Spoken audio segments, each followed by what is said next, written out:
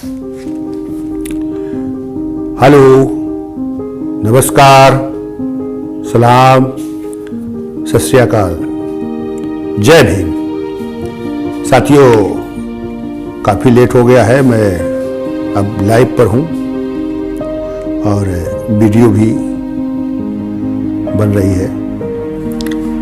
साथियों, आज लेट इसलिए हो गया क्योंकि जो अभी बांगरमऊ उन्नाव में एक फैसल अहमद सब्जी बेचने वाले की जो हत्या कर दी पुलिस वालों ने पीट पीट के, तो वहाँ इंडियन नेशनल लीग पार्टी राष्ट्रीय अध्यक्ष माननीय सुलेमान साहब और मैं राष्ट्रीय कार्यकारी अध्यक्ष पीसी कुरील और इंडियन नेशनल लीग के फहीम सिद्दीकी, हाजी फहीम सिद्दीकी प्रदेश अध्यक्ष Indian National League, Mohammad Ali प्रदेश महासचिव Indian National League, DK Yadav अध्यक्ष जनमानस पार्टी और हमारे साथ थे हमारा सहयोगी फोटोग्राफर भाई अर्पित गौतम और सारथी नरेंद्र यादव। ये लोग, हम लोग वहाँ गए थे हालचाल लेने। देखा पार्टी की तरफ से 25,000 रुपए का सहयोग, जिसमें 20,000 की चेक और 5,000 नकद उनकी मां को दिया गया और ये आश्वासन दिया गया कि हम कोशिश करेंगे कि पार्टी इस देश की सरकार के द्वारा उन आताताई, उन क्रिमिनल प्रवृत्ति के अफसरानों के खिलाफ तुरंत कार्रवाई की जाए और मुआवजे की राशि करीब 1 करोड़ इसके दिया जाना चाहिए परिवार को और एक बेटे को, एक भाई को, उसको सरकारी नौकरी। ये सरकार के लिए हम लोगों ने प्रस्तावित किया है और इसके बाद अगर इस पर सरकार द्वारा कार्रवाई नहीं की गई तो हम लोग आंदोलन करेंगे, संघर्ष करेंगे कि इस तरह से जघन्य जो अपराध किए जा रहे हैं प्रशासन द्वारा, तो इसको तुरंत रोका जाए और ऐसे अधिकारियों कर्मचारियों के खिलाफ कार्रवाई की जाए, सजावार किया जाए और उसको मुआवजा दिया जाना चाहिए। ये पूरे देश में ये आंदोलन चलाया जाएगा क्योंकि राष्ट्रीय और उसमें राष्ट्रीय भागीदारी आंदोलन भी सम्मिलित है, क्योंकि पीसी कुरील राष्ट्रीय संयोजक राष्ट्रीय भागीदारी आंदोलन से है। साथियों, ये जो पार्टी है, ये पार्टी एक समाज के लिए एक आंदोलन का रूप दिए। जो राष्ट्रीय भागीदारी आंदोलन है ये अलग दिखाई देता है, लेकिन पार्टी की तरफ से चलाया जा रहा है कि देश में रहने वाले सभी के साथ न्याय होना चाहिए। यह देश सभी का है।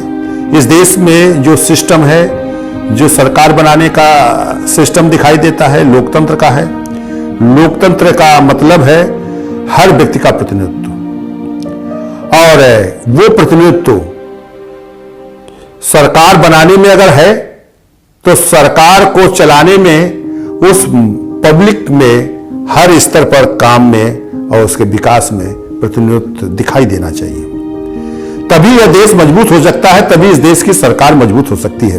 क्योंकि आज इस तरह की जो घटनाएं हो रही हैं, ये घटनाएं केवल इसलिए हो रही हैं कि इस देश में समूल समुदाय का जो प्रतिनिधित्व नहीं है। आज वो न्यायालय में नहीं है, आज वो प्रशासन में नहीं है, आज वो राज सत्ता में नहीं है, आज इस देश के कल कारखानों में नहीं है।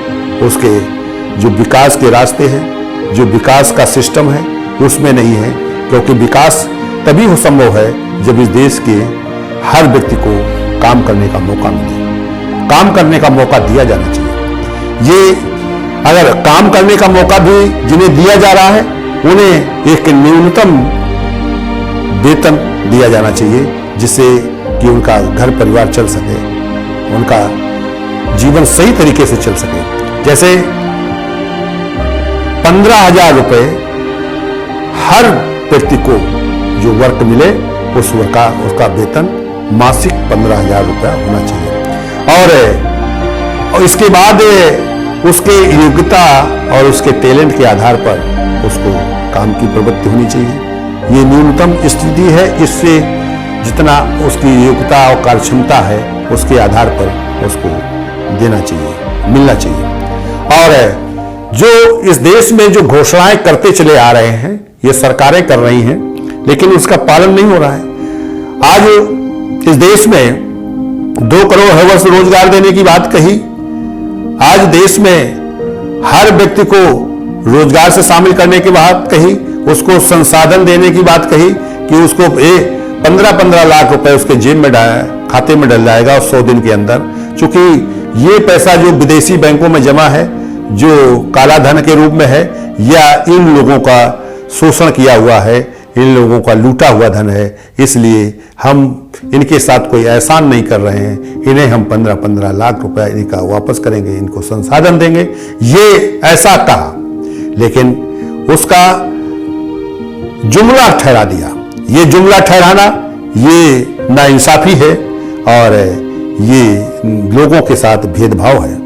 लेकिन साथियों, यदि आप लोग अपने अधिकार के लिए संघर्ष करो और इस सरकार को मजबूर करो कि वो हर व्यक्ति को रोजगार से शामिल करे, रोजगार दे, और आपको जो घोषणाएं किया है उसको लागू करें। अगर ऐसा नहीं करती है सरकार तो इसको जड़ से उखाड़ दो, और हर, चाहे वो पार्टी हो, चाहे संगठन हो, चाहे कोई व्यक्ति हो, लेकिन हर व्यक्ति के अधिकार के लिए खड़ा होना पड़ेगा, तभी उसके अधिकार खुद मिल सकते हैं। अन्यथा वो एक एक करके सभी को प्रताड़ित करेंगे, सभी के अधिकार छीनेंगे। कभी मुसलमान को मारते हैं धर्म के आधार पर, तो कभी सिख को मारते हैं, तो कभी दलित को, तो कभी पिछड़े को, तो कभी आदिवासी को।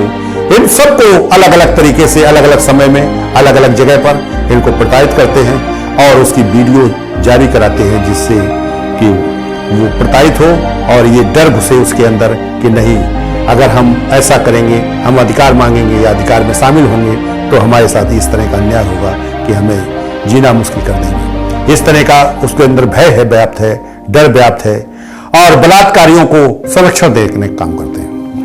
तो आज जो हुआ है, आज जो देखने को मिला है, तो एक नहीं, तमाम घटनाएं लगातार हो रही हैं। इन घटनाओं को रोकने के लिए हम सबको उस भागीदारी सिद्धांत को, जिसे बाबा साहब डॉक्टर भीमराव अंबेडकर ने चलाया था, आज उसका सीरियल जो आ रहा है, उसे हर व्यक्ति को देखना चाहिए, देखना भी चाहिए और उसको अमल में लाना चाहिए, अमल में लाने का रास्ता खोजना चाहिए। क्योंकि ये जो हिंदुत्व है, जो उसका सुप्रीम, जो जिसे ब्राह्मण कहते हो, पंडित कहते हो, वो मैं सीरियल में देख रहा हूं कि जब वो फंसने लगे तो अपने लोगों को ही मरवाना शुरू कर दिया, पागल कर दिया, मरवा दिया, और ये लगातार घटनाएं हो रही हैं। तो वो उस अपराध से बचने के लिए, अपने अपराधों को बचाने के लिए अपने लोगों को मरवाते हैं। तो ये व्यवस्था, ये ना दलित के लिए अच्छी है, ना पिछड़े के लिए, ना माइनॉरिटीज के लिए, ना उस समाज के ब्राह्मणत्व के लोगों को या ब्राह्मण को ही अच्छी है। क्योंकि इसको गहराई से समझना होगा। अगर इस तरह का खेल हो रहा है कि वो अपनी श्रेष्ठता के लिए, अपने आरोप को छिपाने के लिए अपने लोगों को ही कत्ल करवा रहे हैं, ये व्यवस्था वो जो सीरियल में दिखाई जा रही है डॉक्टर भीमराव अंबेडकर के, तो वो व्यवस्था आज भी देखने को मिल रही है। आज ये जो सरकारें बनी हैं, ये भी यही काम कर रही हैं। इसलिए अब ऐसा लगता है कि बड़े बड़े नेताओं का ये आपस में इस तरह द्वंद्व होगा कि एक दूसरे को खुद से मारेंगे, और ऐसी स्थिति लग रही है। तो साथियों, इससे इस देश के लोगों को कुछ फायदा नहीं होने वाला है।